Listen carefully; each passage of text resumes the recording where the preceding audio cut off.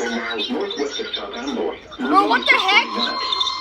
Hazard. Wind gusts 34 knots. God damn. Source. Radar indicated. Impact. Small craft could be damaged and briefly higher winds and suddenly higher waves. A strong thunderstorm will be near the Verrazano Narrows Bridge and Upper New York Harbor around 9 p.m. 9 p.m. Boaters should seek safe harbor immediately until the storm passes. Wind gusts 34 knots or greater, high waves, lightning, and heavy rain are expected with this storm.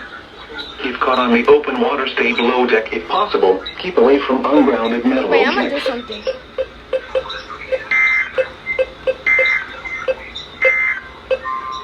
The coastal water forecast from Sandy Hook, New Jersey to Fire Island Inlet, New York out 20 nautical miles.